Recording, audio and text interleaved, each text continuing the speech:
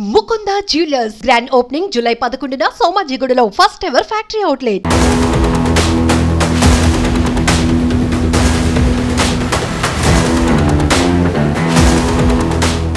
Andhra Pradesh deputy CM Pawan Kalyan సరికొత్త కార్యక్రమానికి శ్రీకారం చుట్టారు. అంతర్జాతీయ ప్రమాణాలతో జూ పార్కుల అభివృద్ధి కోసం AP deputy CM Pawan Kalyan రంగంలోకి దిగారు. పర్యాటకులను ఆకర్షించేలా ప్రత్యేక కార్యక్రమాలకు రూపకల్పన చేయాలని భావిస్తున్న పవన్ కళ్యాణ్ జూ పార్కులో అభివృద్ధిలో కార్పొరేట్ సంస్థలను భాగస్వామ్యం చేయాలనే ఉద్దేశంతో సరికొత్తగా టీ విత్ డిప్యూటీ సీఎం కార్యక్రమాన్ని మొదలుపెట్టారు.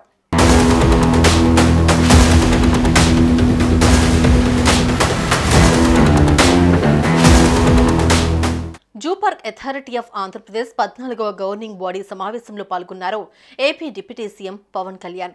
కార్పొరేట్ సంస్థలను ఆకర్షించేందుకు టీ విత్ డిప్యూటీ సీఎం కార్యక్రమాన్ని నిర్వహించాలని ఉప ముఖ్యమంత్రి రాష్ట్ర అటవీ శాఖ మంత్రి పవన్ కళ్యాణ్ అధికారులను ఆదేశించారు. జంతు ప్రదర్శనశాలల అభివృద్ధికి ప్రత్యేక చర్యలు తీసుకోవాలని అధికారులను ఆదేశించారు.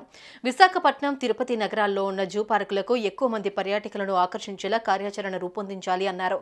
రాష్ట్రంలో నూతన జంతు ప్రదర్శనశాలల ఏర్పాటుకు ఉన్న అవకాశాలను పరిశీలించాలన్నారు.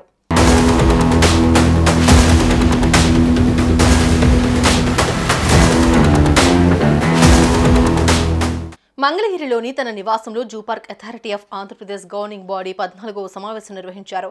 ఈ సందర్భంగా రాష్ట్రంలోని జూ పార్కుల నిర్వహణ, ఆదాయ వ్యయాల వివరాలను పవన్ కళ్యాణ్ కు అధికారులు వివరించారు. Zoo park authority of Andhra Pradesh గౌరవ చైర్మన్ హోదాలో రాష్ట్రంలో జూ పార్కులు, పర్యావరణ హిత పర్యాటక రంగ అభివృద్ధి తదితర అంశాలపై అధికారులతో చర్చించారు. కొత్త జూ పార్కుల ఏర్పాటుకు నివేదికలు రూపొందించాలని, అరుదైన జంతువుల దిగుమతి, ప్రదర్శనపై ఫోకస్ పెట్టాలన్నారు. పర్యాటకుల్ని మరింతగా ఆకట్టుకునేందుకు జూ పార్కులలో వన్యప్రాణుల సందర్శనతో వైల్డ్ లైఫ్ ఎక్స్పీరియన్స్ కలిగేలా ఏర్పాట్లు చేయాలని సూచనలు చేశారు. జూ పార్కుల అభివృద్ధిలో కార్పొరేట్లను భాగస్వాములను చేయాలని, పరిశ్రమల CSR నిధులతో జూ పార్కులకు అవసరమైన అభివృద్ధి కార్యక్రమాలు చేపట్టాలన్నారు. అవసరమైతే పారిశ్రామికవేత్తలు, కార్పొరేట్ సంస్థల ప్రతినిధులను జంతు ప్రదర్శనశాలల అభివృద్ధిలో పాలు పంచుకునేలా చేసేందుకు టీ విత్ డిప్యూటీ సీఎం అనే కార్యక్రమాన్ని రూపొందించాలని ఆదేశించారు.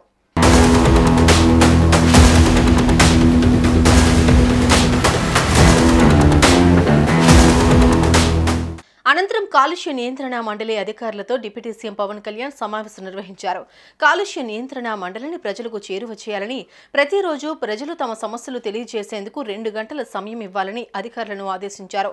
ఈ కార్యక్రమానికి అనుగుణంగా ప్రణాళికలు రూపొందించాలని అన్నారు. మండలి అధికారిక వెబ్సైట్ రాష్ట్రంలో వాయు, జల, శబ్ద కాలుష్యాల వివరాలను ప్రజలకు అవగాహన కల్పించే విధంగా పొందుపరచాలని ఆదేశాలు జారీ చేశారు.